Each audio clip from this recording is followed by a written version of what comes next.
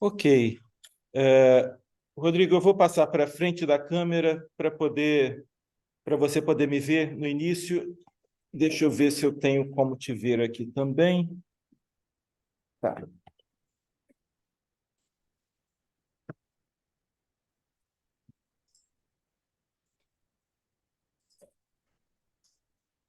Bem, daqui dá para ver um pouquinho. Nós temos hoje uma dupla de designers brasileiros, o Rodrigo Brenner, e o Maurício Noronha, que são os sócios da First Design.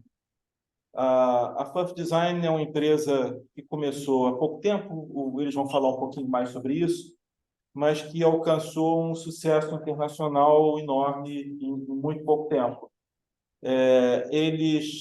Há algum tempo atrás, há poucos anos atrás, eles conseguiram conquistar todos os grandes prêmios internacionais de design ao mesmo tempo, no mesmo ano, que é um feito inédito. Eles ganharam IF Design, acho que o Compasso d'Ouro também, Cannes, Red Dot, não é isso? Foi Isso. uma... Vou comentar um pouquinho, super. Então, eu já estou dando spoiler. Eu conheci Maurício e Rodrigo lá em Curitiba, há alguns anos atrás, já tem, não sei, 6, 7 anos, talvez um pouquinho mais. E eles participaram, eu convidei para participarem de uma exposição de design, representando o design brasileiro, era design brasileiro e polonês, e eles participaram dessa exposição em 4 diferentes museus no Brasil, sempre com muito sucesso. E é um prazer tê-los aqui conosco novamente. Eles já participaram online de uma conferência espalhada que a gente fez em 2020, aquele ano, né? E é muito bom tê-los novamente aqui nessa série de seminários que a gente tem organizado com convidados de toda parte. Como você sabe, semana passada esteve aqui a Verônica Aroharka, que você conhece muito bem, da Polônia, e semana que vem o Frederico Duarte, daqui de Portugal, que acho que você Fantástico. também conhece, né? Então é isso. Vocês estão com a palavra. Ok? Maravilha. Gabriel, sempre um prazer gigantesco estar junto com você. A todos os Deixa eu alunos aí, passar a câmera para... Desculpa, tranquilo. passar a tua imagem para a tela principal, porque... Isso. Ok. Enquanto eu fecho a porta aqui também. Maravilha. Até fazendo uma pergunta para a turma. Vocês veem quando eu passo o slide? Testando aqui. Sim? Sim. Sim. Maravilha. Ótimo. Obrigado. No momento, eles não estão vendo direito porque está com a sua imagem por cima, mas vamos lá. Então, Maravilha, maravilha. Rodrigo, deixa eu ver se tem como eu deixar a sua imagem pequenininha aqui, junto do slide. Tranquilo. Tá, ok. E aí, eu não sei, se for necessário, eu fecho a sua janela, a janela com a sua câmera aqui, para priorizar a apresentação. Mas vamos lá. Perfeito, mas super agradecer mais uma vez aí o convite. Como o Gabriel comentou, a Furf é uma empresa brasileira, fundada por mim e por Maurício. Hoje eu estou representando a dupla, hoje eu estou representando aqui a Furf, mas o Maurício manda um beijo aí internacional para todos vocês também. Mas, assim, hoje vai ser muito uma conversa, um bate-papo, que eu gostaria de compartilhar muito da nossa visão de design de produto com vocês. É um prazer gigantesco poder compartilhar com vocês. E essa é uma data bastante icônica para a gente, compartilhando uma coisa super legal. Nessa semana, nessa sexta-feira, a Furf vai completar 12 aninhos. Então, em 12 anos, a gente não é tão novo assim, Gabriel. Em 12 anos já tem muito cabelo branco aqui, muito trabalho, mas, mas realmente aconteceram coisas muito interessantes aí ao longo dos 12 anos. Então, iconicamente, a gente selecionou aqui, são 12 projetos, não são necessariamente 12 produtos, porque em algumas coleções tem mais de um produto, então são 12 coleções, 12 produtos, mas é muito mais do que comentar o que a gente faz, quais são os produtos que a gente já fez, e ficar falando sobre as características de cada um deles, é realmente compartilhar com vocês, abrir o coração e compartilhar também alguns segredinhos que a gente aprendeu nessa vida de empreendedor, nessa vida de designer. Como o Gabriel comentou um pouquinho ali, um pouquinho dos spoilers, só para contar brevemente para vocês, mas ao longo dos anos, a Furf está presente em 25 países hoje, mais de 25 países, na verdade. Então, a gente tem muitos projetos, né, fora do Brasil, na Europa, principalmente, mas mais de 30 premiações nacionais e internacionais, incluindo aí alguns dos maiores prêmios de design do mundo, Red Dot, Leão de Cannes e o IF. Eu vou comentar um pouquinho sobre isso também, então o que vocês tiverem de dúvida, porque eu sei que estudantes têm muita dúvida sobre isso, então não se acanhem, perguntem, principalmente sobre a parte empresarial, sobre a parte business aí do design, porque eu e o Maurício, a gente compartilha dessa mesma paixão, assim. Ao mesmo tempo que a gente é muito focado em significado, a gente é muito focado na parte poética do design, a gente é tão focado quanto na parte de negócios. Então, como que isso movimenta a economia, como que isso gera negócio, e por ter essa preocupação, por ter esse foco, eu e o Maurício, a gente faz parte da lista da Forbes Under 30, então a gente conseguiu mostrar aí ao longo do tempo que bom design também pode ser bom negócio. Para quem quiser assistir depois, na plataforma do TED tem 2 palestras nossas, em português também. E uma outra curiosidade sobre a gente, que muito naturalmente, ao longo dos últimos anos, aí, a gente foi para um caminho muito ligado à sustentabilidade. E a sustentabilidade, a real sustentabilidade, vamos dizer assim. A sustentabilidade que é feita junto com cientistas, que é feita junto com a academia, é feita junto com laboratórios, é feito junto com tecnologia de ponta. Com isso, a gente recebeu um maior reconhecimento que existe do de Eco Design hoje, que é uma premiação co-criada com a UNIDO. UNIDO é o Departamento Industrial da ONU. Então, UNIDO significa United Nations Industrial Development Organization. E desde então, eu e o Maurício somos instrutores da UNIDO. Então, nisso a gente conversa muito sobre realmente como usar o design para criar o bem em larga escala. Assim, eu sou nerds, eu sou super nerds, adoro falar um exemplo. Eu imagino que o mal está sendo feito em larga escala no mundo como se fosse um exército de orcs. Assim. E a gente não consegue combater um exército do mal com ações isoladas. Então, para entender muito do que a gente faz também, é imaginar que através do design de produto, através do desenho industrial, a gente consegue produzir esse bem em larga escala, a gente consegue produzindo bem em larga escala, a gente produz um exército do bem. Então é um pouquinho sobre essas criações que eu vou compartilhar aqui com vocês hoje e depois a gente conversa um pouquinho mais, acredito que vai dar mais ou menos uma horinha aí, uma hora de fala, mas quem tiver perguntas, podem anotar, depois a gente conversa mais. E quem for tímido também, mas é legal de compartilhar com a galera, mas quem for tímido pode depois também perguntar por e-mail, por Instagram, eu compartilho todas as informações aqui com vocês. Maravilha? Me ouvem bem? Me veem bem? Sim. Show. Então, o que a gente fala na nossa trajetória, a gente faz desde produtos para indústria moveleira, vamos dizer, o que você espera de um designer de produto, né? Produtos para casa, indústria moveleira, e vou falar um pouquinho sobre isso, mas a gente também atua muito na área de biomateriais, bioprocessos, design para a área médica. Eu vou compartilhar também um projeto de um gadget que a gente desenvolveu junto para o National Geographic. Então, quanto mais a gente vê o que o design pode fazer, mais a gente tem feito e menos a gente tem se limitado. Eu vou contar um pouquinho mais sobre isso ao longo da nossa conversa hoje também.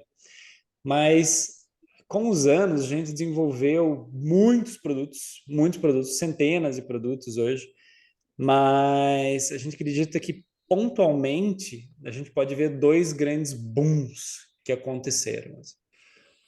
A gente realmente acredita que o primeiro grande boom aconteceu na época que a gente ainda estava na faculdade.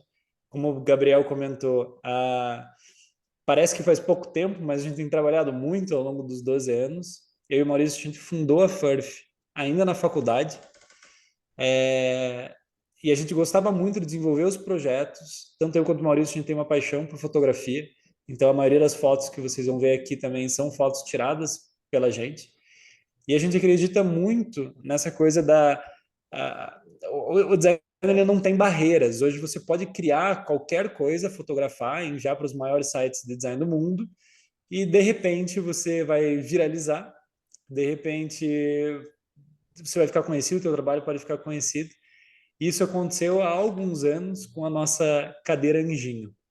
A Anjinho, a gente brinca que ela não é uma crença só nossa, ela é uma crença de mães, de pais, de tios, de avós, que por mais endiabrada que seja um anjinho, a criança, quando ela está sentada desenhando, pintando, o pai, a mãe olha para a criança e fala: é meu anjinho.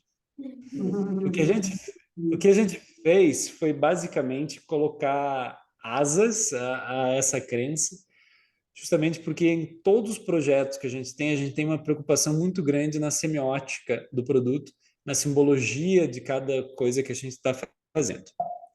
Uma das coisas interessantes da Anjinho e de novo, minha intenção aqui hoje não é comentar só sobre os produtos, mas sim o que a gente, como Furf, aprendeu com cada um desses projetos, o que ficou muito claro para a gente, o que foi muito bom desses projetos.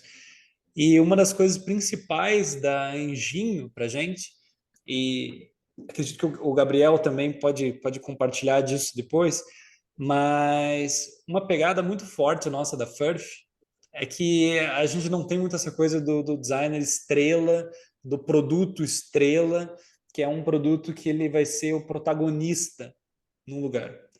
A gente, como Furf, realmente acredita que o bom projeto, o bom produto, ele é um ótimo coadjuvante.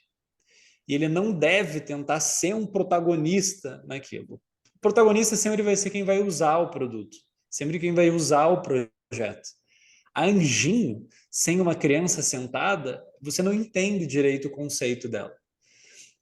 O que a gente fez é dar asas aos anjinhos, porque a cada criança que senta, o móvel muda, a cada pessoa que está vendo ali a criança interagindo, muda o móvel. Então, a anjinho não é justamente a anjinho é quem está usando ela. Então, esse foi um grande aprendizado que a gente gosta de viver isso radicalmente também, é como que a gente consegue colocar o protagonismo na mão de quem vai usar os nossos produtos mesmo. Então, a pergunta é, claro que os nossos produtos contam uma história, mas o mais importante é que os nossos produtos ajudem as pessoas a contarem as próprias histórias delas, que sirva quase como um prefácio das pessoas contarem, quase como um gatilho para as pessoas fazerem alguma coisa. E da Anjinho foi uma coisa muito legal. Eu e o Maurício, a gente estava no segundo ano da faculdade. Nós somos formados aqui pela Universidade Católica de Curitiba, mas a gente também estudou e morou no Politécnico de Torino, na Itália, e foi uma experiência incrível.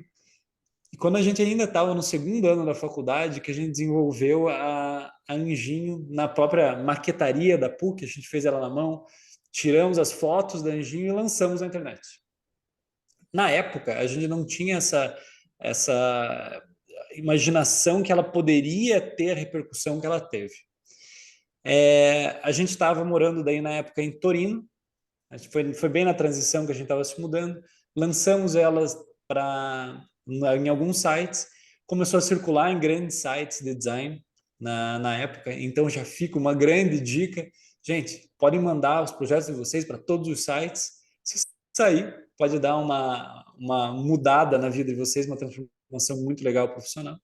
E lembrando, nisso ninguém conhecia a gente, ninguém conhecia a Furf. Eu não tenho designers na minha família, o Maurício não tem designers na família dele. Então, isso foi uma oportunidade da gente ter, por não ter essa sombra, vamos dizer assim, a gente podia criar o nosso próprio futuro. Isso é ao mesmo tempo desesperador, mas ao mesmo tempo é muito libertador. Então, a gente mandou as fotos da Engenhos para alguns sites e começou a viralizar.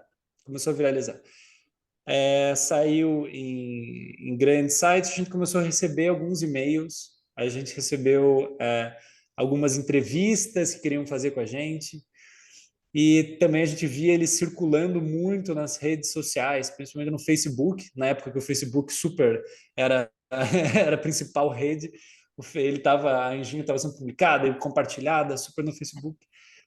E a gente reparou duas coisas muito interessantes também, por causa de duas coisas bem pontuais que aconteceram.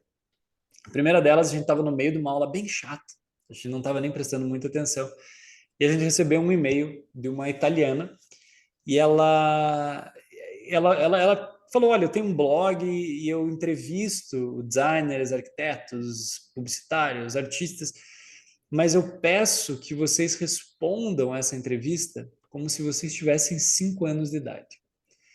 A gente achou a ideia meio maluca, né? Nem entendeu direito o que estava acontecendo, mas foi uma entrevista super legal. E papo vai, papo vem. Essa italiana, ela comentou, olha, tá chegando o mês de abril e eu não comentei antes, mas eu sou uma das curadoras da Semana de Design de Milão. Vocês gostariam de expor a Engine? A gente falou, meu Deus, é claro, a gente gostaria muito, a gente está no segundo ano da faculdade ainda, uma coisa surreal, é um grande objetivo nosso, né?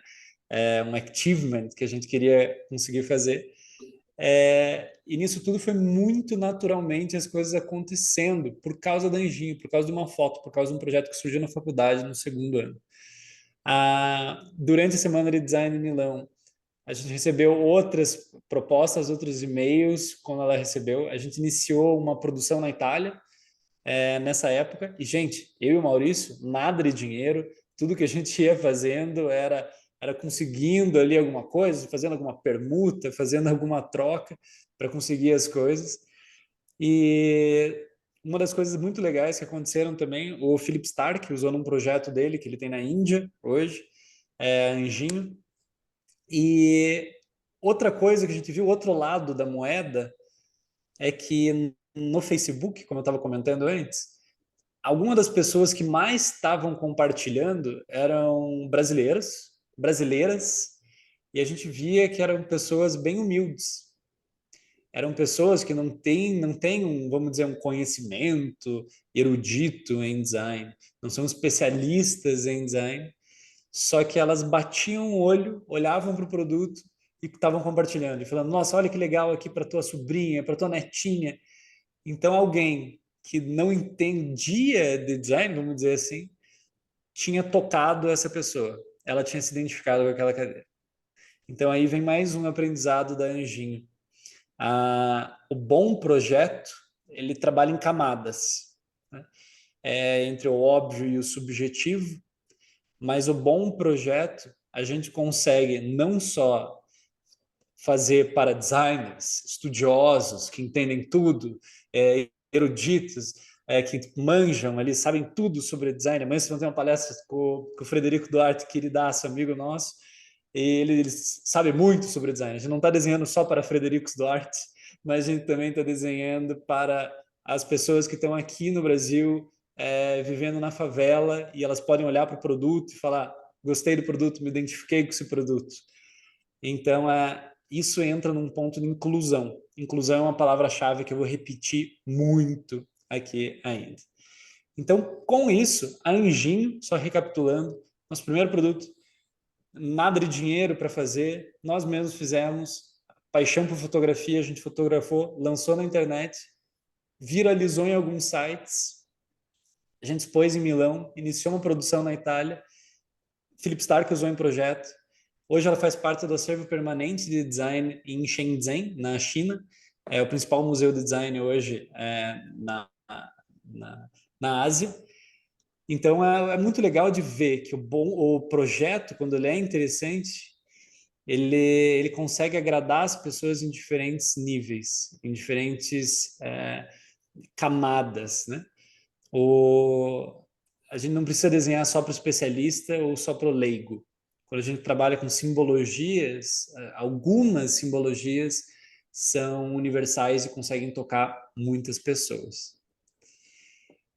Falando um pouquinho disso também, a gente ainda estava nos nossos primeiros anos, no segundo ano da faculdade, e muitos dos projetos que eu e o Maurício a gente criava, no começo eram só nós dois, hoje em dia a gente tem uma equipe que cuida de mais coisas, mas a, uma das coisas interessantes é que a gente a gente cuidava muito da venda dos produtos. A gente cuidava, a gente que embalava, a gente que vendia, batia na porta para ir vender. E nisso a gente teve um ótimo aprendizado sobre várias coisas. E uma das principais coisas que a gente aprendeu também é que a gente era péssimo em vendas e deveria focar em design e chamar outras pessoas para ajudar a gente no processo. Mas uma das coisas que a gente encontrou que era muito interessante ficou muito claro para a gente que para ter uma margem maior no nosso faturamento, seria interessante a gente fazer produtos através de moldes, né? Porque assim a gente consegue fazer um investimento do molde, só que o custo unitário fica um pouquinho menor. E bem, moldes de plástico injetado, de polímero injetado, eles são caríssimos, a gente não tinha dinheiro para nada, lembrando. E a gente foi ver que logo perto aqui da nossa cidade, a gente está em Curitiba, no sul do Brasil, tem uma outra cidade que é um polo de cerâmica e de porcelana aqui no Brasil. E a gente falou, opa, um molde de porcelana, um molde de cerâmica, ele é barato. Ele é super barato de fazer. Então vamos lançar uma linha de vasos. Pois bem, mas como que seria esse vaso, né? Primeiro de tudo, assim, para que serve um vaso? A gente começou a pensar muito sobre a simbologia do vaso. Para que serve um vaso? Bem, o vaso ele serve para colocar flor, né? Então, lembrando aquela coisa do produto incompleto, serve para colocar flor. Mas então, o que a flor significa? Qual que é o significado da flor? De quem recebe a flor, de quem entrega a flor? Então, assim, a gente desenhou uma série de vasos, que são vasos que eles são derretidos, e eles todos carregam a poesia dele, que era uma vez um vaso, que assim como um coração apaixonado, derreteu-se quando recebeu flores. Porque pra gente, quando alguém recebe flores, a gente sente o coração derreter, né? Obrigado. Que lindo, né? Que gesto bonito.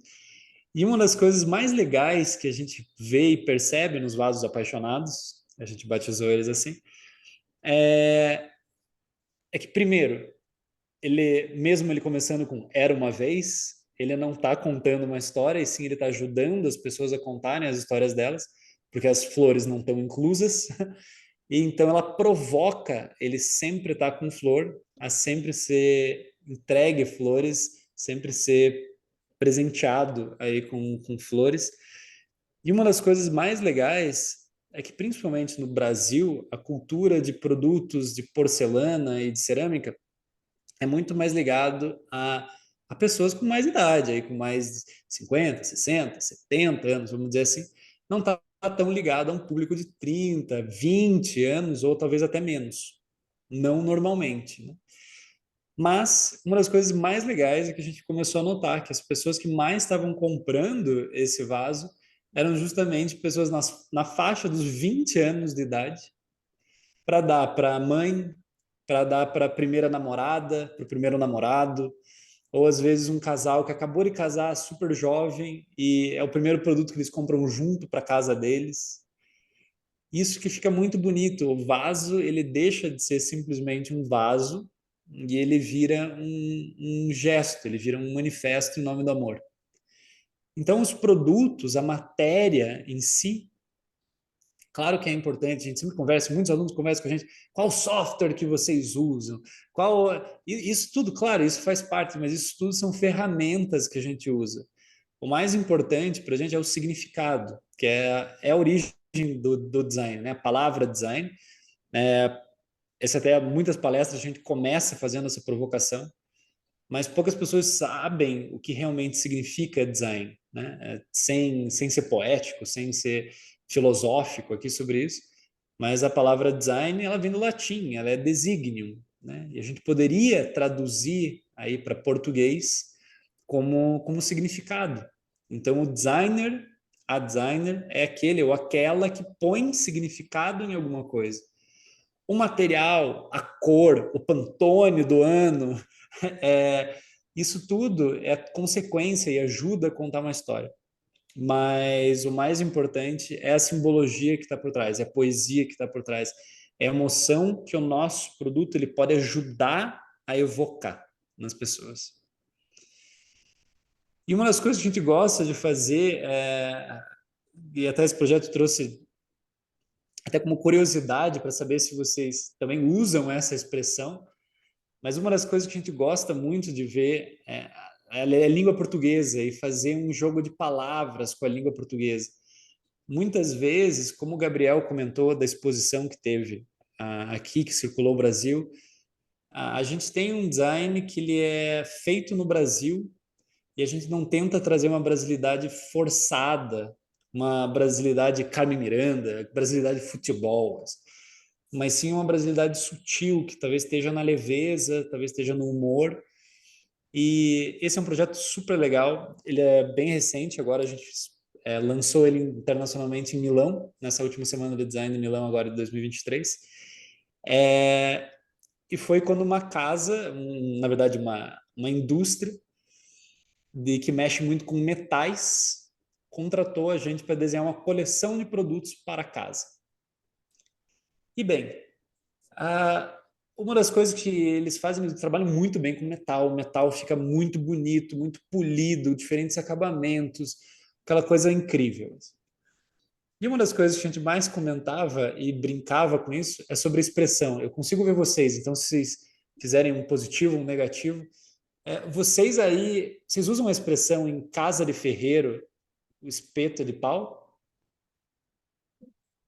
Sim. Sim. Yes. Legal. Então a gente fez essa coleção, essa brincadeira de trazer a casa de ferreiro, como que seria uma casa de ferreiro. Então a gente traz quase literalmente a iconografia de uma casa, quase como um pictograma mesmo de casa, com 5 lados aqui. Só que todos eles levam um pedaço de madeira, um pedaço de pau. Então sempre na casa de ferreiro tem um espeto de pau. Isso teve uma repercussão muito legal internacional, uma repercussão muito interessante. É difícil de explicar o significado dessa expressão em outras línguas, porque em inglês é completamente diferente, né? Como que eles falam, existem alguns equivalentes. Mas então a gente desenhou sempre com um toque de humor, um toque de sutileza, um toque aí de poesia, e nesse até fazendo uma homenagem mesmo a uma expressão da língua portuguesa, que é uma língua linda, é uma língua maravilhosa aí, e que a gente vê muitas vezes jovens alunos, jovens designers e brasileiros principalmente, querem deixar um produto bonito, dão um nome em inglês, assim. Super Doctor Awesome. E para a gente é legal de puxar uma pegada, valorizar realmente o que é nosso, o que é autêntico, né? E contar essa história para o mundo, compartilhar isso com o mundo. Então, assim, na Casa de Ferreiros são alguns projetos e todos eles têm essa brincadeira do Casa de Ferreiro, espeto de pau, essa brincadeira com a língua portuguesa. Agora, avançando um pouquinho, além desses produtos, propositalmente,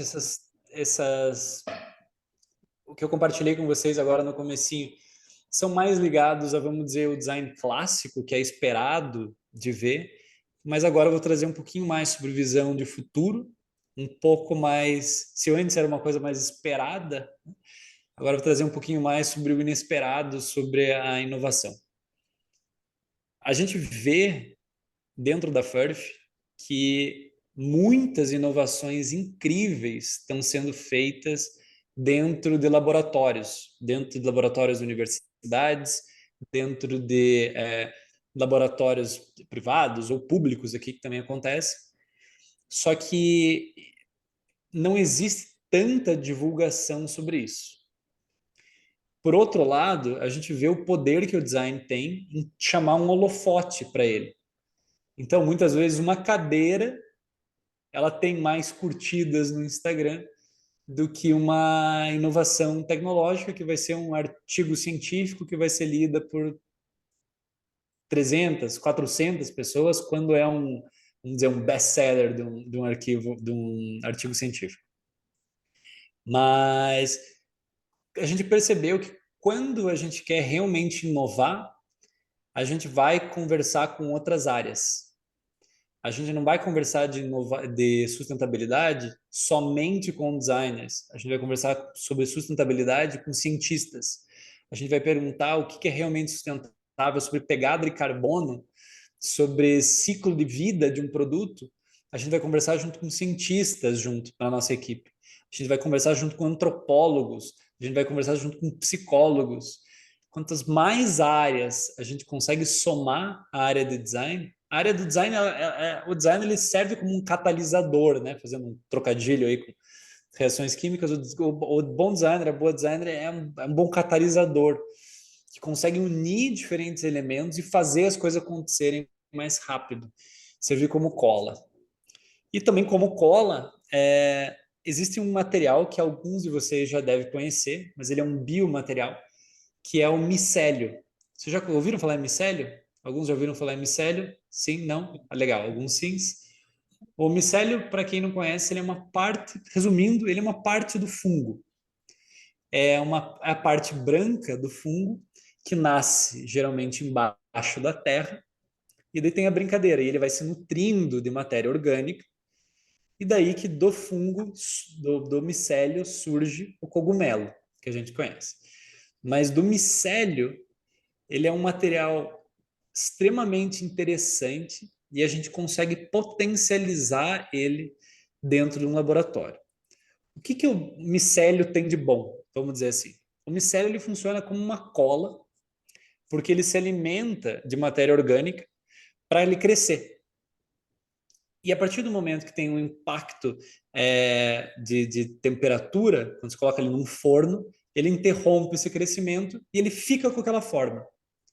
Ou seja, você pode colocar um monte de resíduo junto com um micélio que está ali inoculado, você inocula o micélio, você coloca, né, um micélio junto dessa mistura e ele cresce. Quando ele cresce, você consegue criar um produto que usa aí de resíduo da agroindústria. Aqui no Brasil, há um gigantesco, né, mundial de agroindústria. A agroindústria ela gera muito lixo, são muitos resíduos orgânicos, mas quando você pega um pouco de resíduo orgânico é uma coisa, quando você pega toneladas e toneladas e toneladas de resíduo orgânico é outra coisa. E isso cria um problema ambiental. Então a gente usa esse resíduo orgânico junto com micélio para ele crescer, para ele servir de cola, para ele criar um material à base de micélio. Ele é um biomaterial, então, que ele tem no ciclo de vida dele, ele é carbono negativo, na verdade, porque ele extrai carbono da atmosfera enquanto ele cresce. Então ele tem um processo 100% renovável. É muito simples de você, uma vez que, claro, tem essa inovação tecnológica, que não foi nada simples chegar até aí, mas a partir do momento que você consegue replicar o micélio para inocular ele em diferentes resíduos, para ele crescer e criar um produto dentro de um molde, certo? Então aqui vocês estão vendo a coleção Iris, ela é uma coleção de painéis acústicos, porque a gente acabou descobrindo no processo que o micélio ele é um material que ele tem ótimos benefícios termoacústicos. O que significa? Ele serve para isolamento térmico, para lugares, para ambientes. Ele também serve muito bem como uma proteção acústica. Ele é muito bom nisso. E por outro lado, principalmente no Brasil, na Europa e nos Estados Unidos, aí que tem muitos prédios comerciais, a gente sabe que grande parte dos prédios comerciais tem um isolamento acústico e térmico, ele é muito feito à base de polímero, ele é à base de plástico. E qual é o problema disso? Bom, além da origem não ser renovável, é um material altamente inflamável. Ele pega fogo muito, muito fácil, o plástico. Então, por isso, grandes incêndios, grandes desastres que já aconteceram aqui no Brasil e fora do Brasil, eles acontecem muito porque ele alastra muito rápido.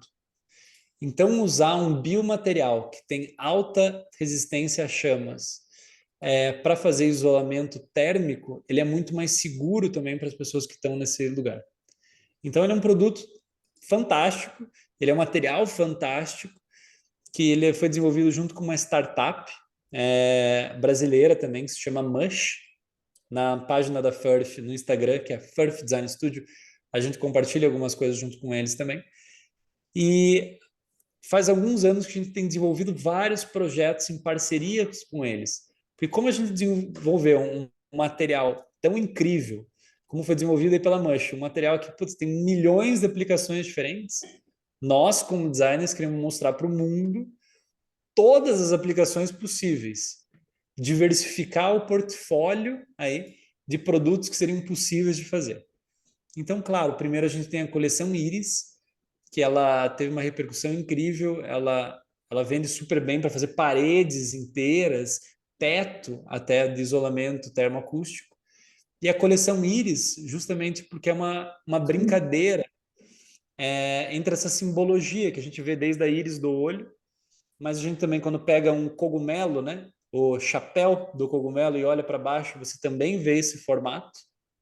Quando você olha aquele raio de sol entrando na floresta, você vê essa volta com os raios de sol.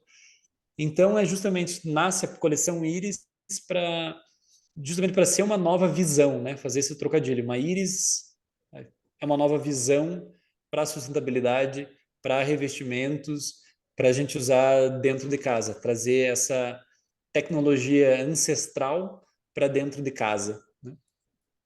E de início também a gente desenvolveu a luminária íris, junto com uma luz que ela tem uma frequência específica que auxilia o crescimento de plantas, embaixo dela também. A gente também criou painéis mais focados em crianças. Essa coleção Cosmos, então tem o Sol, a Lua e estrelas.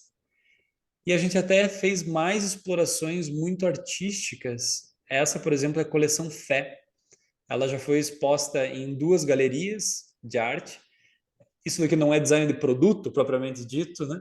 Mas a gente flerta muito mais com arte, que principalmente no Brasil a gente acredita um pouquinho em tudo aqui. Não sei quem já teve a possibilidade de vir aqui no Brasil.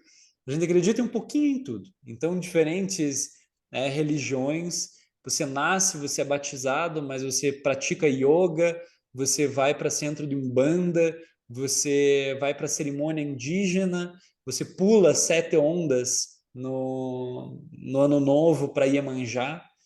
Então, a fé é uma coisa muito, muito, muito, muito importante para o brasileiro. E é uma fé plural, é uma fé inclusiva. Olha lá de novo a palavra inclusão aparecendo. E por isso, ao longo dos anos, a gente vê que grandes esculturas, aí desde Pietà de Michelangelo, a outras representações feitas de Buda de ouro, usam de materiais extremamente nobres. Então, para a gente fez muito sentido usar o micélio, que é um material extremamente nobre. Nessas esculturas que vocês estão vendo aqui, a gente fez uma pintura em cima do micélio ainda, uma pintura mineral, justamente para fazer uma coleção de santos e santas. Essa é a padroeira do Brasil, Nossa Senhora Aparecida. Ela é feita de micélio, com pintura pintura mineral feita à mão. A gente também fez Buda, feito à mão, e também Iemanjá, que para a gente aqui no Brasil é a rainha do mar. E falando em mar, puxando esse gancho, o produto mais maluco que a gente fez aí de micélio que a gente fez, não, vamos experimentar uma coisa, vamos experimentar uma coisa. A gente acabou contando uma história, né, na coleção Cosmos, para quartos de criança. A gente fala da infância, a gente fala da fé, um pouco mais adulta. Na coleção Íris, talvez seja uma nova visão, uma nova um desabrochar, talvez seja mais ligado à adolescência. Mas a gente fala muito, vocês devem ter ouvido muito o termo smart living, smart living, smart living, mas e sobre o smart dying, né? O que acontece depois que a gente morre? Não sei se vocês já tiveram uma perda grande, mas a gente vê que quando alguém morre, tem o caixão, e você coloca aquele caixão embaixo da terra. E aqui no Brasil também tem o costume de comprar uma urna, né, uma urna metálica, e jogar no mar. É, então, pensando muito nisso e pensando justamente na falta de opções que tem, a gente criou a urna Navegar. Navegar é preciso, viver não é preciso. Ela é justamente feita especificamente para colocar cinzas do morto, da morte. Pode colocar ele no mar, dentro dele ele abre e fecha, ele tem um compartimento, ele é feito de micélio, ele se dissolve em pouco tempo na água e ele acaba criando, ele serve de alimento, então ele não cria um impacto ambiental negativo também nesse processo todo. Foi um produto que a gente criou para, vamos dizer, cá entre nós, estamos entre amigos, para chamar atenção, para falar de um tema que não se fala muito. Mas, curiosamente, hoje ele é o produto que está sendo vendido de micélio em mais diferentes pontos, em várias funerárias no Brasil. É uma curiosidade muito, muito maluca, assim. E porque ele tem um custo muito acessível, ele é muito mais barato do que você comprar uma urna de metal, que você vai comprar uma urna de metal e vai jogar fora depois. Ele é muito mais poético, ele é muito mais simbólico e justamente num momento tão sensível ali na vida das pessoas. Então, isso a gente encontra uma poesia muito grande no navegar, no velejar. É uma último velejo aí. Mudando um pouquinho já que a gente está falando de água, vamos falar de gota também.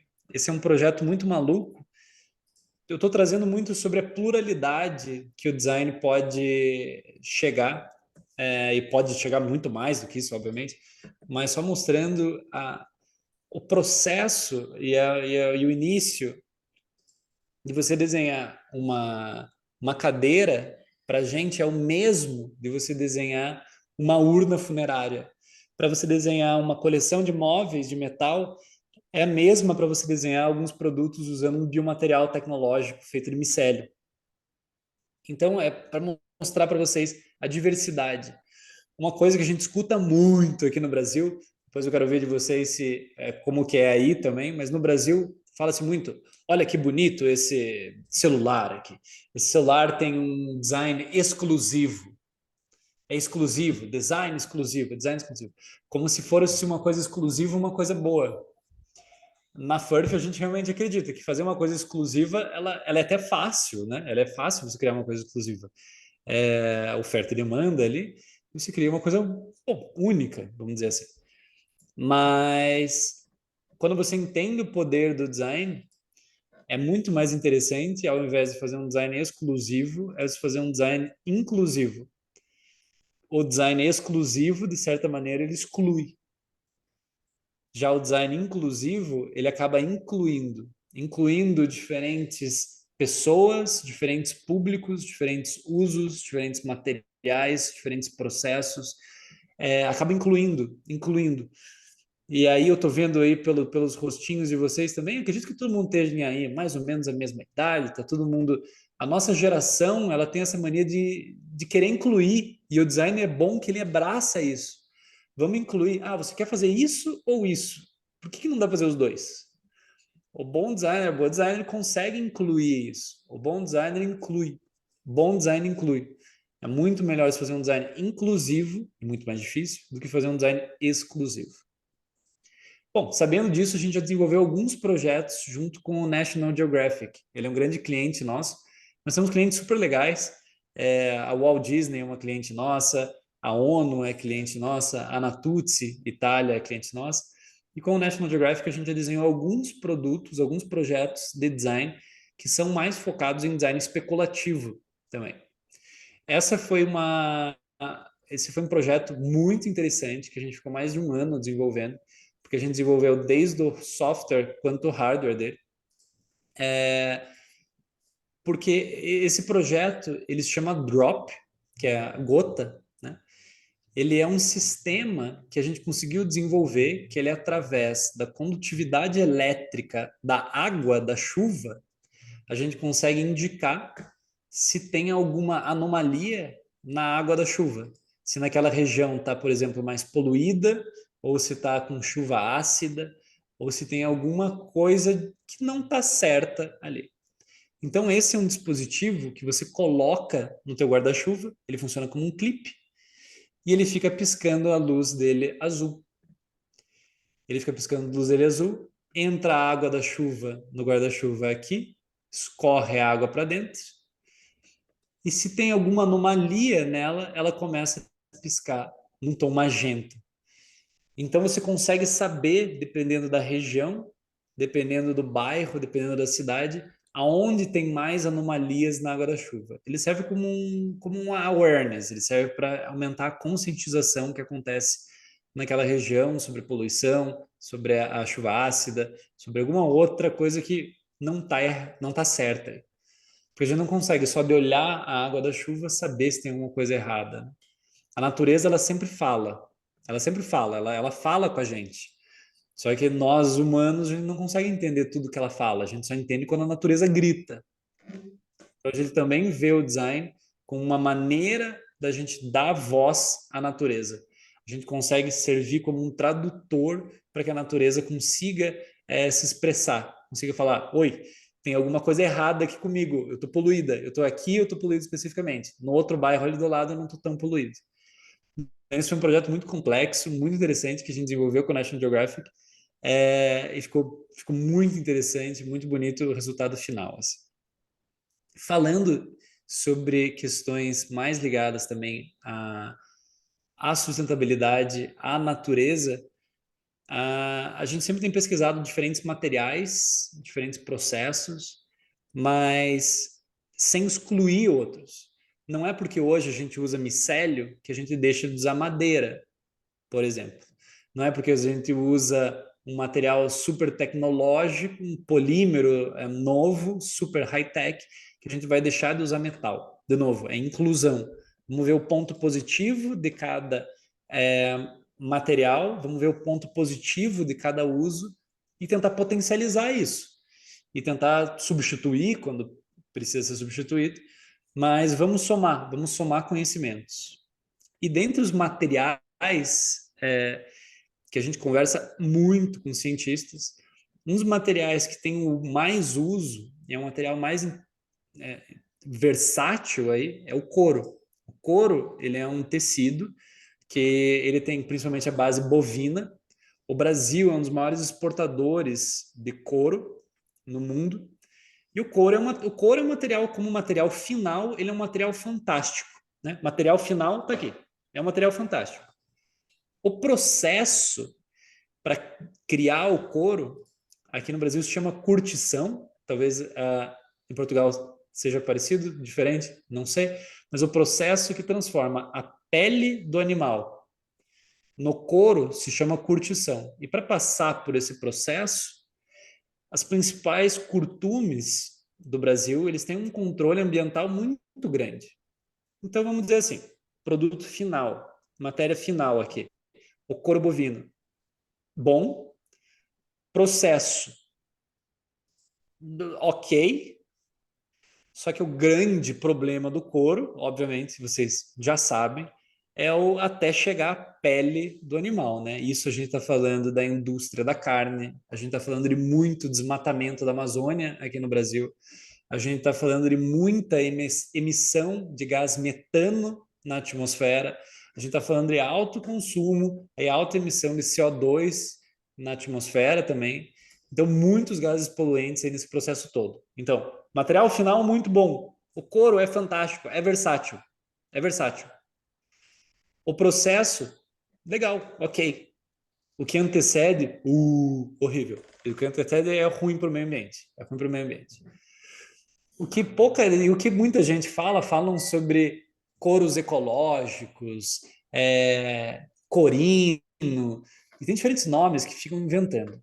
Só que pouca gente sabe que esses couros, que abre aspas, né, falam que são couros, eles, na verdade, eles são feitos de polímero, né? Polímero é um plástico, ele é feito de petróleo, então ele não é tão ecológico assim também.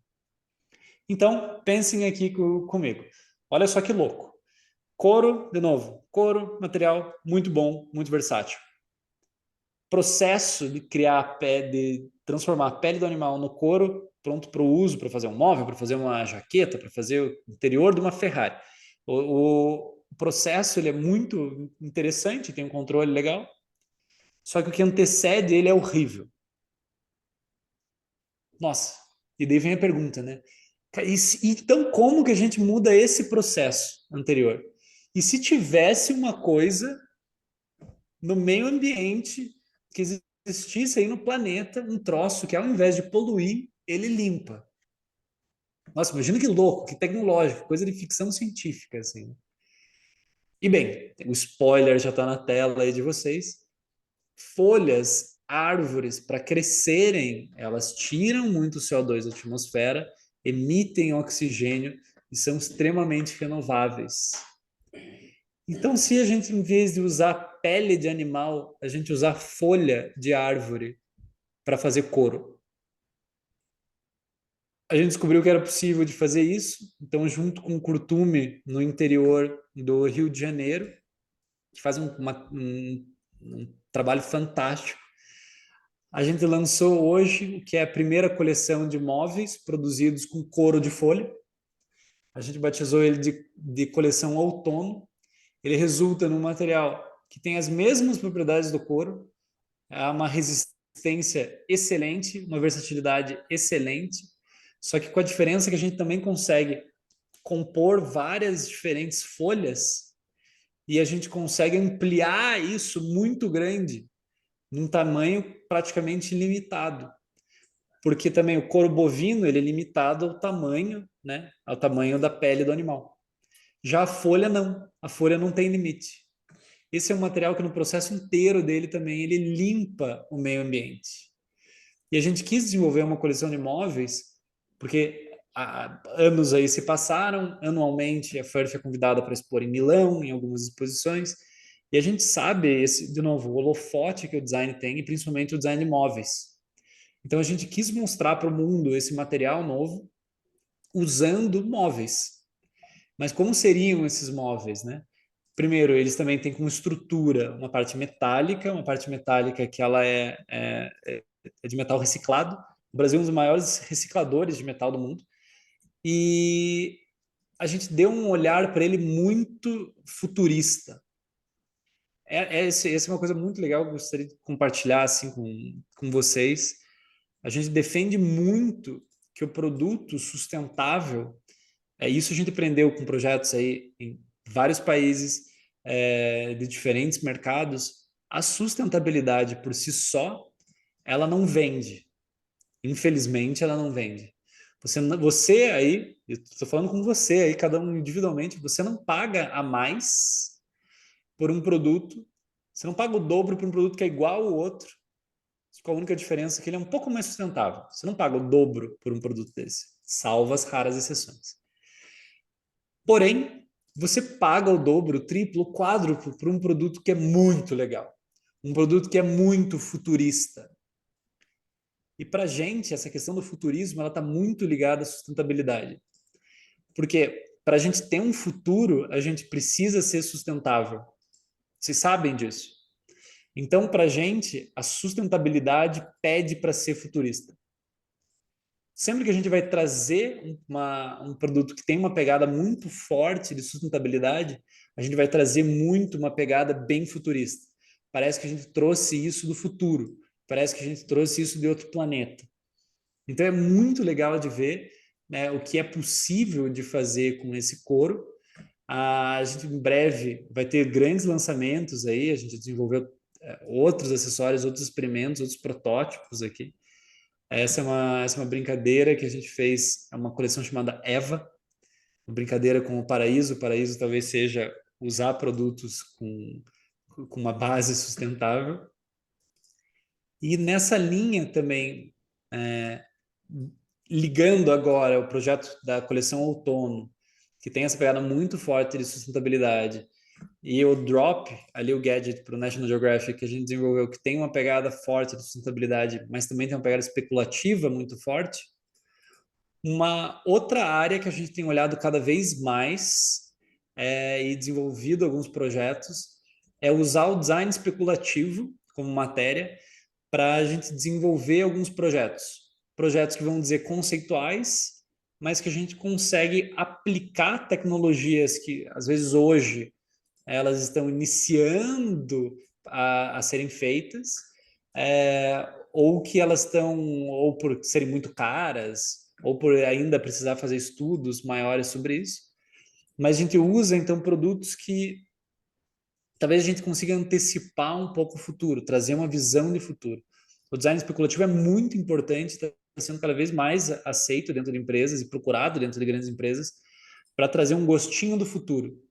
Não é um projeto infactível, é um projeto que ele tem uma inspiração muito grande aí na realidade, mas ele é um projeto que hoje ele seria quase inviável de ser feito, principalmente por uma questão financeira. Sabendo dessa pegada de design especulativo e gostando muito disso, a gente tem um grande amigo nosso que ele foi designer da Jaguar, ele é um designer automotivo chamado César Pieri, grande amigo nosso, e a gente desenvolveu um veleiro junto, que se chama Segundo Sol. A ideia é que ele seja um veleiro, que ele seja praticamente invisível à natureza, tanto visualmente quanto o impacto dele, né? Então, por isso a gente usa no casco dele um polímero à base de algas. Algas é outra área que a gente tem desenvolvido alguns projetos. Eu não trouxe todos os projetos que a gente tem feito aqui também, para não me estender muito, mas usando algas a gente consegue criar polímeros juntos. Então, a ideia é trazer uma linguagem futurista para chamar a atenção de um material novo, de uma visão diferente. Então, o Segundo Sol ele nasce com essa proposta para chamar a atenção, para ser diferente. A gente usa muito da biomimética, né? Lembra talvez o casco um pouco uma baleia, um peixe, uma onda. E essa é a nossa ideia mesmo, que ela tivesse um pouquinho dessa pegada de biomimética para ela ser a mais invisível possível no meio ambiente. E bem, acho que para finalizar, a gente começa comecei ali comentando sobre o nosso primeiro grande boom, com a cadeira Anjin. Talvez um dos nossos produtos mais conhecidos aí, é o nosso segundo grande boom. Ele surgiu quando uma empresa que cuida de órteses e próteses de perna, uma empresa da área médica, entrou em contato com a gente, com a Furf, para a gente desenvolver uma capa de prótese de perna. O que é uma capa de prótese de perna? Bom, vocês já devem ter visto quando um amputado sofre uma amputação, ele tem a prótese e geralmente fica um tubo metálico. É um tubo metálico ali, que é o pé, né, da prótese, geralmente o joelho, o soquete, e ele tem um tubo metálico.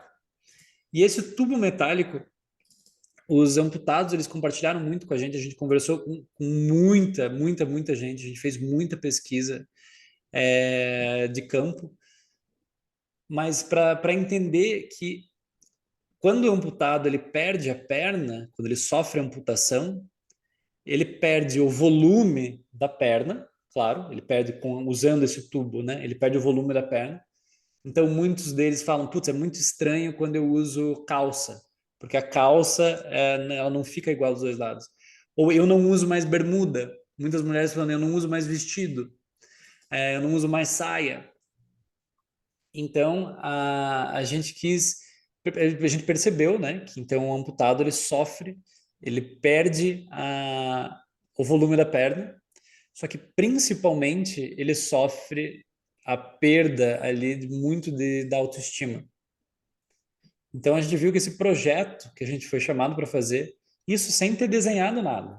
Todos os projetos a gente faz uma pesquisa gigantesca antes da gente chegar a desenhar qualquer coisa. Uma pesquisa tanto com usuários, de campo, de mercado, simbólica, para daí a gente começar a desenhar. E a gente percebeu então que esse projeto se tratava da autoestima. E olhando para o mercado, tá, mas quais são as soluções que existem hoje?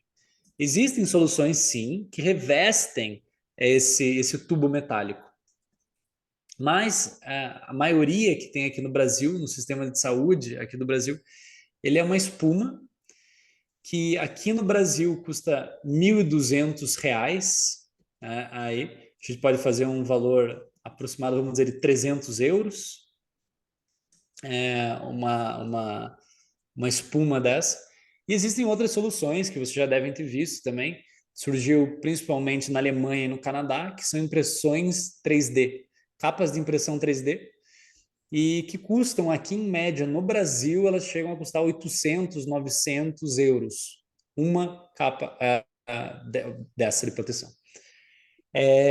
Então a gente quis entender como que uma simples capa é tão cara. Por que é tão caro? Por que é tão caro um negócio desse?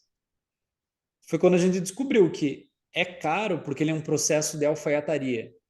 Ele é um processo que é como se você precisasse de um pijama, de um terno, de uma camiseta, qualquer peça de roupa, você vai no alfaiate.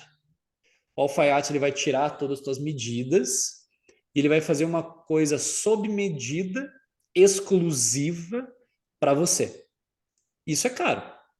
E se você engorda, se você emagrece, se você cresce, se você diminui, aquilo não vai te servir exatamente como servia antes. Então a gente pensou, horas. Será que não é possível, então, a gente criar a camiseta tamanho M, a camiseta média, uma capa de prótese de perna que sirva tanto para a perna direita quanto a perna esquerda?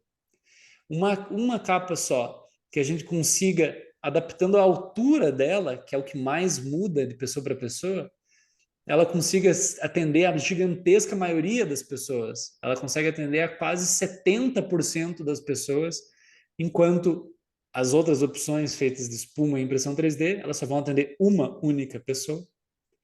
E se a gente criasse uma capa, então, que fosse a camiseta tamanho M? Então, no mundo da alfaiataria, a gente criou a primeira capa de prótese de perna produzida em larga escala no mundo. E para isso, a gente quis encontrar a simbologia perfeita. Brasil, né? Brasil, o confete, um pedacinho colorido de papel, o confete, a origem do confete não é brasileira, na verdade, é francesa, mas ele tem um DNA brasileiro, vamos dizer assim. E o confete, a gente encontrou no confete a simbologia perfeita para esse projeto, porque o confete, principalmente no carnaval aqui no Brasil, rico, pobre, jovem, velho, homem, mulher, todo mundo usa. Todo mundo usa e você usa o confete num momento de alegria. Então assim nasceu a confete. A confete é a primeira capa de prótese de perna produzida em larga escala no mundo. Ela é uma capa de prótese de perna que ela serve para devolver o volume da perna, mas para devolver a autoestima principalmente. Claramente, ela não tenta imitar a perna perdida, muito pelo contrário, ela serve como um acessório, quase como um acessório de moda, assim como óculos de grau, estou vendo aí alguns usando. Anos atrás, e não faz tanto tempo assim, quem usava óculos não queria usar óculos, era visto quase como, meu Deus, eu vou ser excluído, né? E hoje em dia as pessoas usam até sem grau óculos porque é legal, né? É cool. E acredito que alguns tenham usando óculos sem grau porque fica bonito, fica bonito. Mas essa é um pouco da ideia, é usar como um acessório de moda.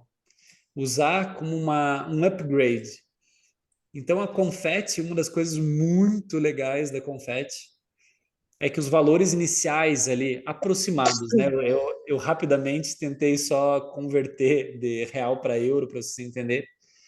Então, enquanto as capas tradicionais, elas custam, aí, as feitas de espuma, custam no Brasil a 300 euros, mais ou menos, 300, 400 euros, as capas das principais marcas, né, de impressão 3D custam 800, 900 euros aqui no Brasil. A gente conseguiu produzir em larga escala a Confetti.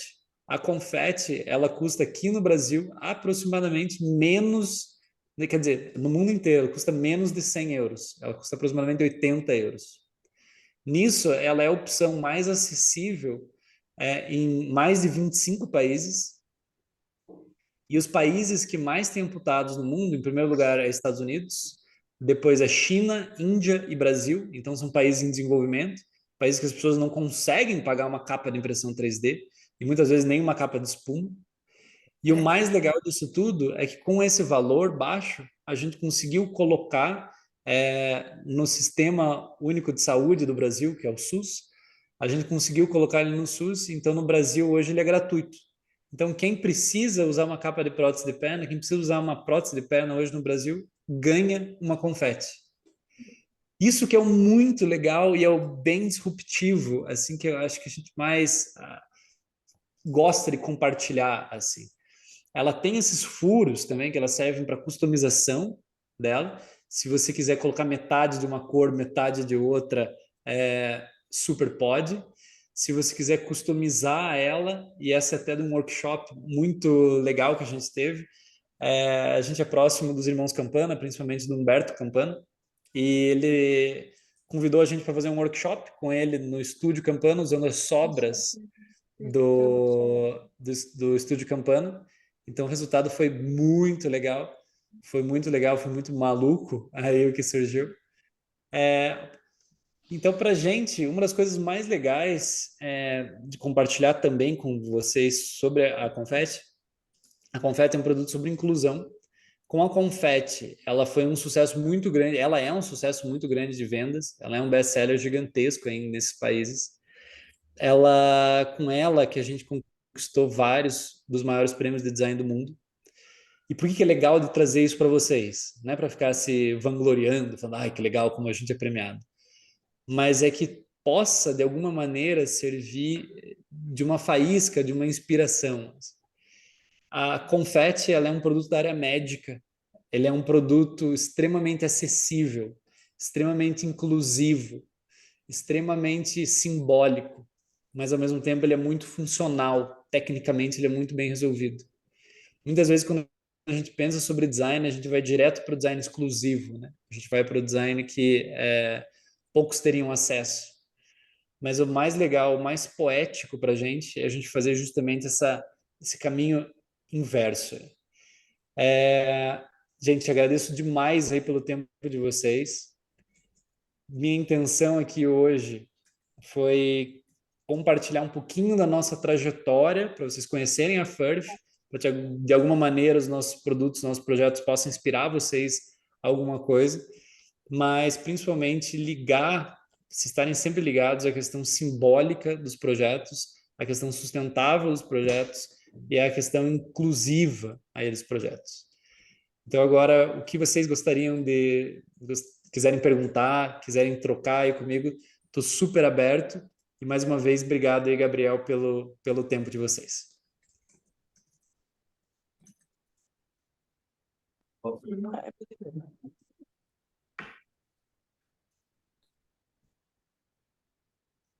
Bem, então agora, como estava dizendo o Vasco, agora é aquela altura difícil em que a gente passa a palavra para eles.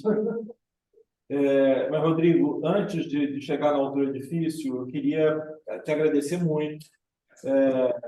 O Rodrigo e Maurício, a FURF tem uma trajetória realmente inspiradora. É bacana você ver que eles começaram a fazer isso com 18, 19 anos e alcançaram. Você com 18, 19 anos, você de repente ter o Felipe Stark dizendo que é fã do seu trabalho é alguma coisa. né? Que foi o que aconteceu com o Anjinho, naquela cadeira que eles desenharam. Então, é isso. Queria passar a palavra para vocês. Perguntas, questões, acho que o Vasco vai começar, né? Já tem... Alguma pergunta, alguma questão? Eu tenho uma questão.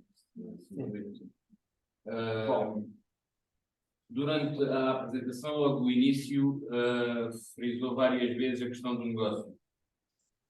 Depois, ao longo da apresentação, eu e muitas vezes, agora no fim, a questão da inclusão. Considera que os vossos produtos são acessíveis à população em geral? Não estou a falar deste último, estou a falar de todos aqueles que apresentam antes. Ótimo, ótima pergunta, ótima pergunta.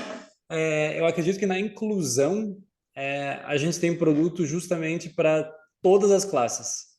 A maioria dos produtos a gente tem uma visão democrática, principalmente no Brasil, ou seja, ele é inclusive num nível que a gente fala mundial mesmo, porque o poder aquisitivo aqui é bem mais baixo que aí na Europa, por exemplo. Mas a maioria dos nossos produtos, sim, eles são extremamente acessíveis. A gente não vê a intenção em deixar produtos mais caros, por sinal, é uma batalha com clientes nossos, principalmente internacionais, que a gente não quer aumentar o preço dos produtos, e sim a gente prefere que os nossos produtos sejam mais acessíveis possíveis, para que ele possa estar no máximo das pessoas, possa estar no máximo das casas, possa estar no máximo dos lugares, espalhar realmente uma poesia. A gente não vê por que você limitar ou criar uma poesia exclusiva. Então, sobre o ponto de vista de negócio, sim, a gente tem uma intenção sempre forte em a maioria dos produtos nossos. Acho que tem só mutei aqui. Sim, a gente sempre tem essa intenção e felizmente a maioria dos nossos produtos eles são acessíveis à população, bem acessíveis à população, por sinal.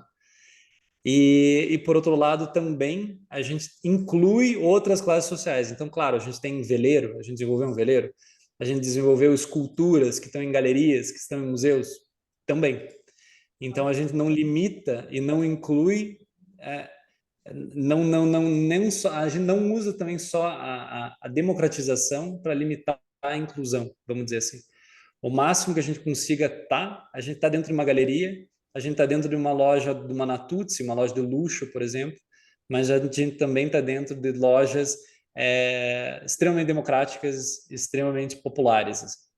Então, essa é a nossa grande intenção. A gente nunca quer estar só dentro de uma galeria inacessível, a gente também não quer estar só numa loja popular, a gente quer incluir ao máximo de volta. É viver ao máximo, é viver radicalmente a inclusão, em todos os sentidos mesmo. Obrigado. Só mais uma questão. A Confetti é comercializada em Portugal? Eu escutei bem baixinho. Ele perguntou se a confete é comercializada em Portugal, se você sabe. Sim, ela está em Portugal. Já agora, peço desculpa, boa tarde. A confete foi, eu não sei se disse no início ou não, mas foi uma encomenda feita para alguém ou foi um projeto da vossa parte? Gabriel, eu acho que o som ele meio que falha um pouquinho, Gabriel. Você consegue só Tá bom. passar para mim, por favor? A Obrigado. pergunta do David é se a confete vocês desenvolveram por encomenda de alguma empresa ou com uma proposta de vocês. Boa. Eu comentei no comecinho, a Confetti, ela foi desenvolvida junto com uma empresa carioca do Rio de Janeiro, chamada Etnos. Ela é uma empresa que já tem alguns anos no mercado, só que o que eles faziam até então era fazer a montagem, né, quase como uma montadora de componentes ortopédicos. Então a gente fez sob demanda com eles. Então foi um relacionamento muito legal desde o começo. Poderia ficar horas aqui falando também do relacionamento com eles, mas surgiu a ideia de a gente desenhar uma capa de prótese de perna. Esse era o briefing. Tá? Esse era o briefing. Não existia no briefing a gente desenhar uma capa produzida em larga escala. A gente descobriu isso no processo e propôs isso.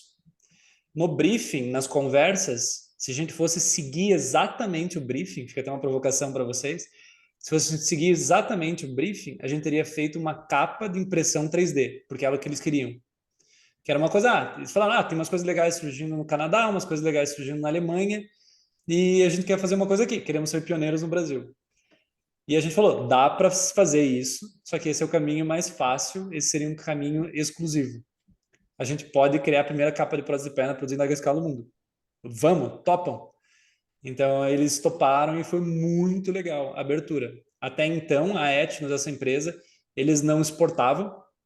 Então eles abriram o mercado para 25 países por causa da Confetti.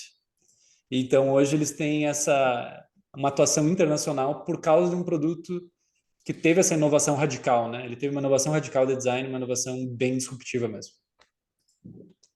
Obrigado. Tenho ainda outra pergunta em relação à Aquafed. Legal, diga.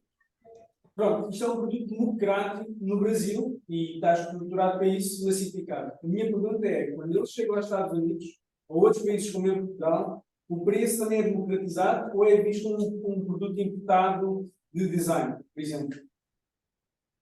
Não, pelo contrário, isso que é legal. Nesses 25 países, a Confetti ela é a opção mais barata de todas. Ela é a opção mais acessível. Existem outras capas de prótese de perna, existem capas de prótese de perna de impressão 3D, que não tem prêmio, que não tem design assinado, vamos dizer assim, como você comentou, mas elas são mais caras que a Confetti. A Confetti ela é a opção mais acessível. E uma das coisas legais também, até juntando a outra pergunta, eu não peguei o nome do outro aluno que fez a pergunta.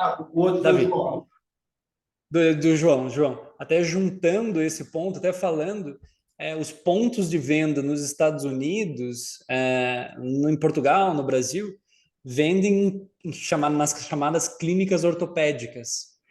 Não é um lugar glamuroso do lado de uma loja da Cartel, de uma loja da Alessi, de design italiano. É isso que é legal, até compartilhando um pouquinho da história muito rápido para não estender muito, mas quando a gente fez o workshop com os irmãos Campana, principalmente com o Humberto, a gente usou muitos dos coros e materiais que eles usam para fazer os produtos da Louis Vuitton. Uhum. E o mais legal é que todos os convidados, a gente convidou em torno de 10 amputados para participarem do workshop, e desses amputados, ninguém conhecia a First, ninguém conhecia Red Dot, Leão de Cane, IF, design assinado. Quem é Irmãos Campana? O que é Louis Vuitton? Não estavam nem aí, ninguém queria saber. Só que quando eles estavam experimentando, a gente via o sorrisão na cara deles. E é isso. E a gente comentava com o Humberto. O Humberto dava risada. Falava, tipo, é isso. É isso. Então, o bom produto não é porque ele é premiado, não é porque ele tem design assinado que ele precisa ser caro. Pelo contrário, quando a gente consegue fazer ele barato, quando a gente consegue fazer ele acessível, e no caso da Confetti é a opção mais acessível, aí a gente consegue criar uma coisa, a gente consegue criar uma revolução. Hoje, é claro, existem muitas cópias da Confetti. É normal isso acontecer, mas com a mesma qualidade, com o mesmo tudo, não existe. Então, acho que respondida a pergunta? Sim. Maravilha. Tem mais? Flávia. Rodrigo, você também é brasileiro, né? Legal. Como é composta a FAMP hoje? Assim, quais os profissionais que você tem na FAMP e por fora, que tipo de parceria, laboratórios, cientistas, estudantes, como que vocês trabalham? Ótimo. Ao longo aí dos 12 anos, a gente já foi muito enxuto. A gente já cresceu muito. E hoje, principalmente compartilhando assim com vocês, a gente não vê necessidade de ser muito grande. Tá? Hoje, eu e o Maurício, a gente está em todos os projetos, nós somos sócios. A gente tem uma estagiária que está aí na Europa, ela está na Holanda. Então, a gente tem uma designer na Europa. E a gente também tem uma equipe que cuida do financeiro, porque a gente precisa focar naquilo que a gente quer reconhecido, né? E deixar com quem sabe a gente não entende tanto. Então, a gente tem um departamento financeiro, mas a equipe de design, ela é super enxuta. E a gente sempre quer ser enxuto assim. Até compartilhando, a gente viu isso de... Essa é uma prática que acontece muito com alguns escritórios que a gente admira bastante. Então, os próprios irmãos Campana, o escritório deles nunca passou aí de 15 pessoas no total. Raras vezes aumentava mais do que isso. Mas usando também como respondendo a pergunta sobre parcerias, a gente tem uma rede de parceiros muito grande de especialistas, principalmente cientistas de biomateriais, bioprocessos. Eles não trabalham como funcionários nossos, mas em muitos projetos eles colaboram com a gente. A gente tem um designer especialista em desenvolvimento técnico, muito técnico, injeção, ângulo de extração, molde, que trabalha com a gente pontualmente também, além de consultorias que a gente faz bastante com antropólogos, cientistas e psicólogos, além de especialistas em áreas específicas. Por exemplo, agora a gente está desenvolvendo um produto para a área da saúde específico e a gente conversa, dialoga direto com dentistas, com médicos para desenvolver esse projeto junto com a gente, para ter essa colaboração.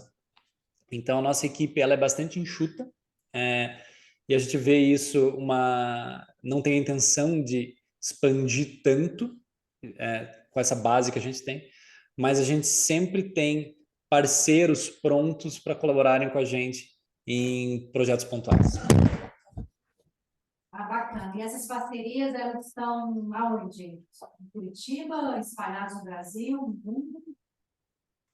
Nos dois. A gente tem um escritório que é muito parceiro nosso, que fica na Alemanha, que é um escritório muito, muito, muito legal. Como comentei, a gente também tem uma designer na Holanda, mas principalmente aqui no Brasil. Cientistas, eles ficam principalmente aqui no Brasil, porque a gente gosta muito também de ir visitar os laboratórios, ver o que estão fazendo, ter essa visão leiga, sabe? Essa visão inocente, que ela é tão importante para a criatividade. Ela entrar num laboratório com os olhos de um designer. Isso é muito rico. Isso é muito rico. Obrigada. Carlos, você tem... Sim. Olá, Rodrigo, parabéns pela apresentação. Primeiro, quero pedir desculpas, porque eu fui responsável pelo atraso de 6 minutos. Por uma fome, então... Está registrado meu pedido sincero de desculpas. Mas aqui no curso, os alunos têm um mote e eu acho que está no coração de todos aqui e na pele de alguns, que é para a gente acreditar no processo. E você falou um pouco que você tem um processo tanto para criar, por exemplo, o Anjinho, que é o mesmo que é para criar a Una, a Onda, não é? Chama? E eu então, gostaria que você só falasse um pouquinho, assim, como é que é esse processo de vocês. Ótimo, ótimo. Isso é uma coisa que a gente até compartilha bastante em alguns cursos. Eu e o Maurício, a gente dá aula há alguns anos, a gente já teve mais de 4.000 alunos. O que a gente fala muito,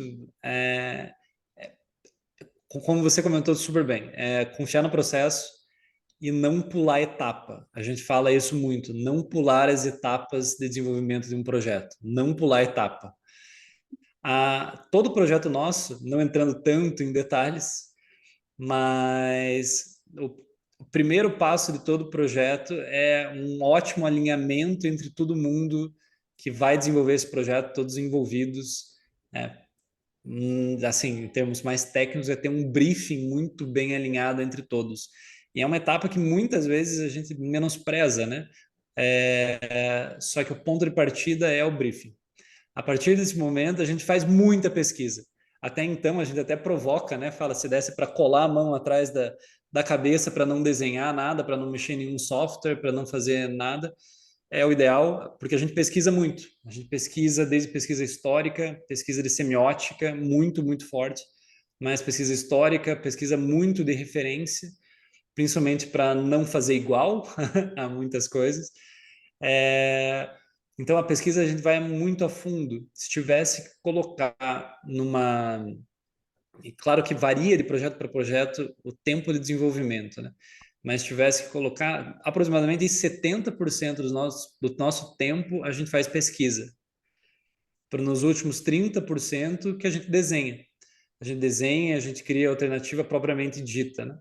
Porque quando a gente vai desenhar, quando a gente vai desenvolver o projeto, a gente já sabe o que vai fazer e está tudo muito bem fundamentado.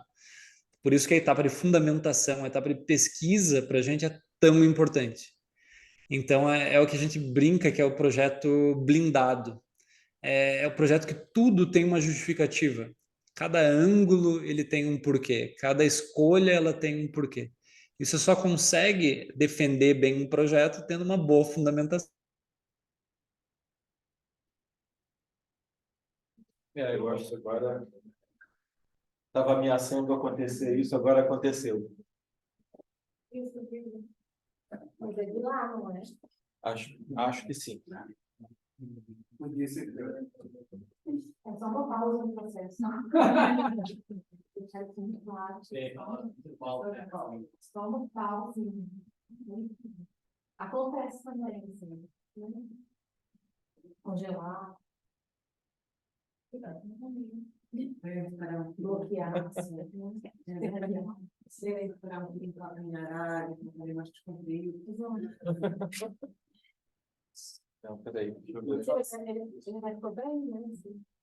Pois é, mas eu vou ver que é pior. Dá uma olhada nos comentários da. É isso que eu tentei entrar aqui pela hora, mas não consegui. Mas a Mariana, tá vendo no chat?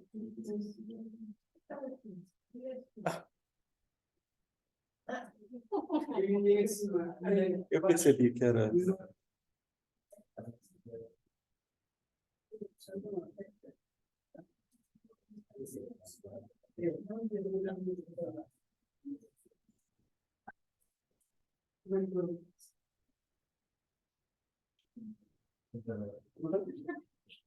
Eu acho que.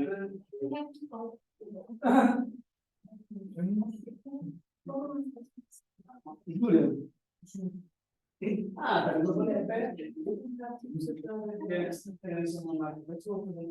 Gente, eu vou interromper a gravação aqui e vou avisar para ele que eu acho que ele não está conseguindo voltar.